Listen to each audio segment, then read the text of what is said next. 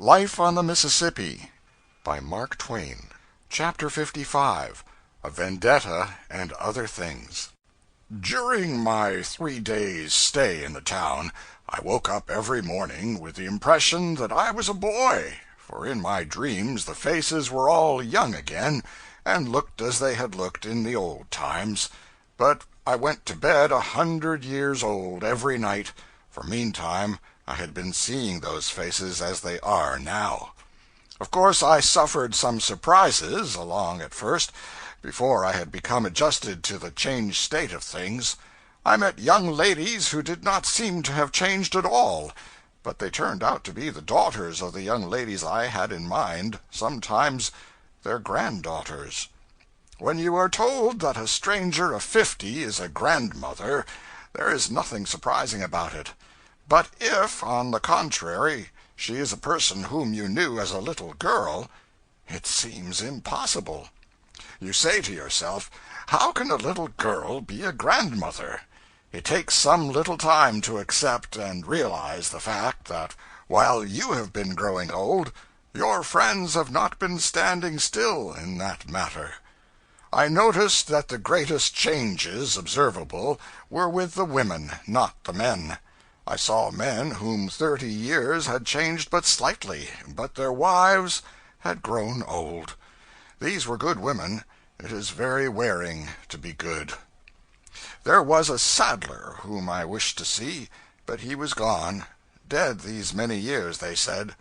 Once or twice a day the saddler used to go tearing down the street, putting on his coat as he went, and then everybody knew a steamboat was coming. Everybody knew, also, that John Stavely was not expecting anybody by the boat, or any freight either. And Stavely must have known that everybody knew this. Still, it made no difference to him. He liked to seem to himself to be expecting 100,000 tons of saddles by this boat, and so he went on all his life, enjoying being faithfully on hand to receive and receipt for those saddles, in case by any miracle they should come. A malicious Quincy paper used always to refer to this town in derision as Stavely's Landing. Stavely was one of my earliest admirations. I envied him his rush of imaginary business, and the display he was able to make of it before strangers, as he went flying down the street struggling with his fluttering coat. But there was a carpenter who was my chiefest hero. He was a mighty liar, but I did not know that. I believed everything he said. He was a romantic, sentimental, melodramatic fraud, and his bearing impressed me with awe. I vividly remember the first time he took me into his confidence. He was planning a board, and every now and then he would pause and heave a deep sigh, and occasionally mutter broken sentences, confused and not intelligible, but out of their midst an ejaculation sometimes escaped which made me shiver and did me good. One was, "Oh God, it is his blood!" I sat on the tool chest and humbly and shudderingly admired him, for I judged he was full of crime. At last he said in a low voice, "My little friend, can you keep a secret?" I eagerly said I could. "A dark and dreadful one?" I satisfied him on that point.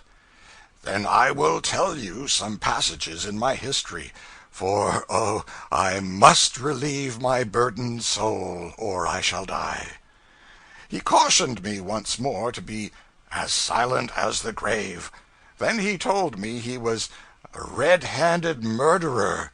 He put down his plane, held his hands out before him, contemplated them sadly, and said, "Look, with these hands I have taken the lives of 30 human beings."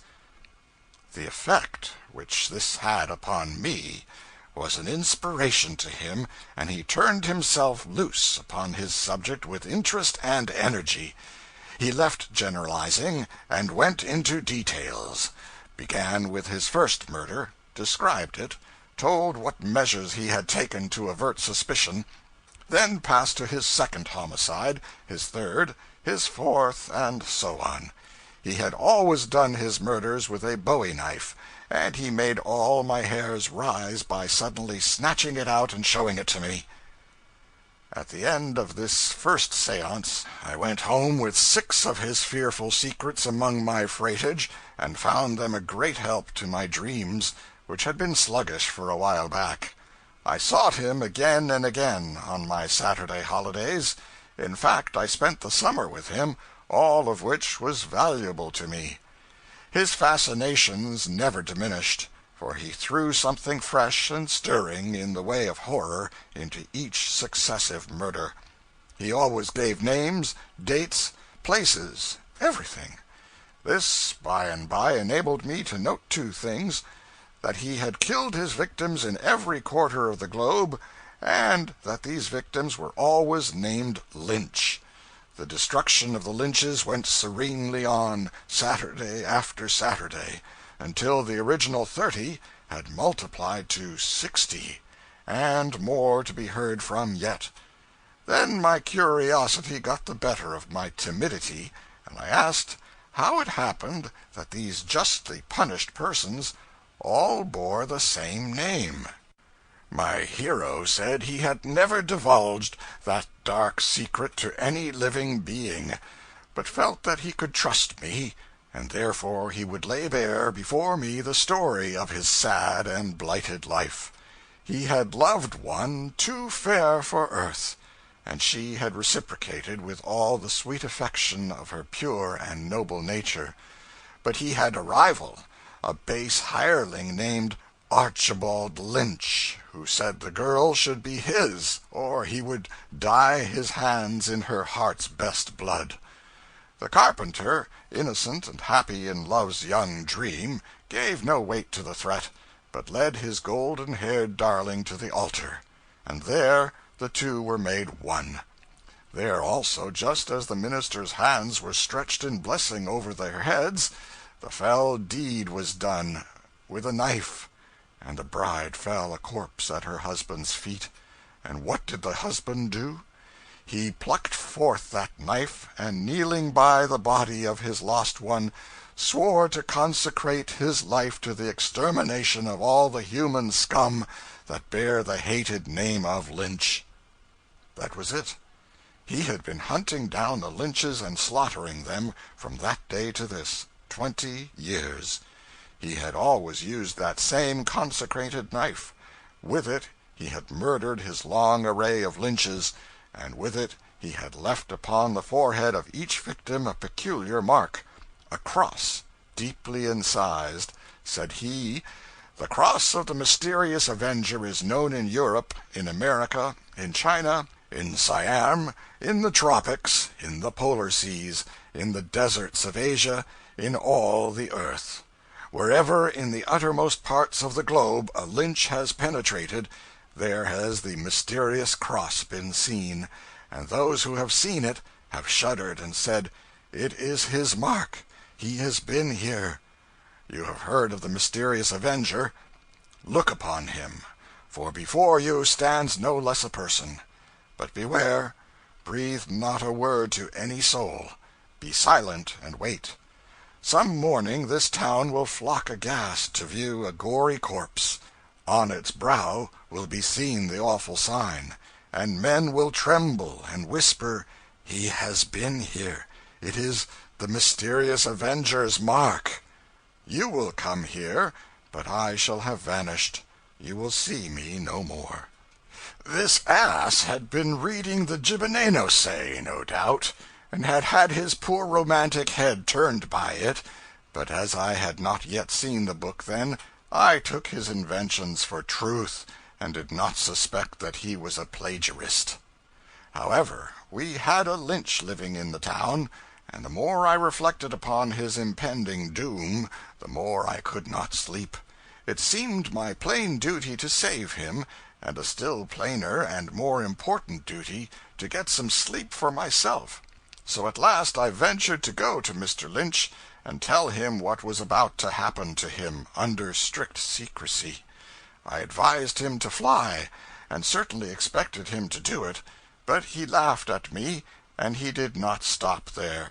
He led me down to the carpenter's shop, gave the carpenter a jeering and scornful lecture upon his silly pretensions, slapped his face, made him get down on his knees and beg, then went off and left me to contemplate the cheap and pitiful ruin of what, in my eyes, had so lately been a majestic and incomparable hero.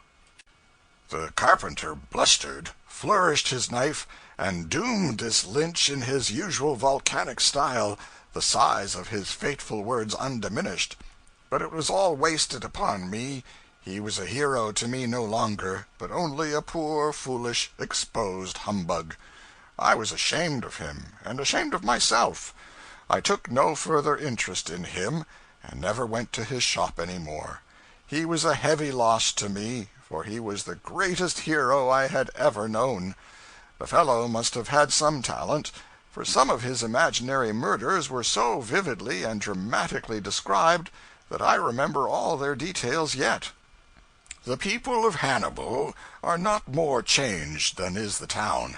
It is no longer a village. It is a city, with a mayor and a council and waterworks and probably a debt.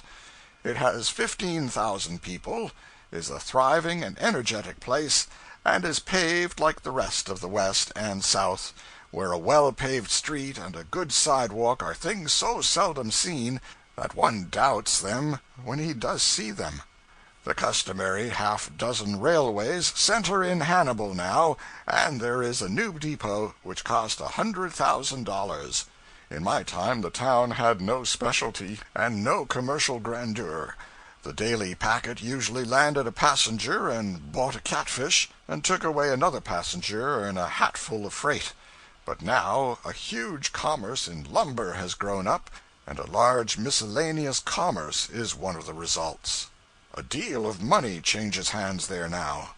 Bear Creek, so called perhaps because it was always so particularly bare of bears, is hidden out of sight now, under islands and continents of piled lumber, and nobody but an expert can find it. I used to get drowned in it every summer regularly, and be drained out, and inflated and set going again by some chance enemy. But not enough of it is unoccupied now to drown a person in. It was a famous breeder of chills and fever in its day. I remember one summer when everybody in town had this disease at once. Many chimneys were shaken down, and all the houses were so racked that the town had to be rebuilt. The chasm or gorge between Lover's Leap and the hill west of it is supposed by scientists to have been caused by glacial action. This is a mistake. There is an interesting cave a mile or two below Hannibal among the bluffs. I would have liked to revisit it, but had no time. In my time, the person who then owned it turned it into a mausoleum for his daughter, aged 14. The body of this poor child was put into a copper cylinder filled with alcohol, and this was suspended in one of the dismal avenues of the cave. The top of the cylinder was removable, and it was said to be a common thing for the base order of tourists to drag the dead face into view and examine it and comment upon it. End of chapter 55.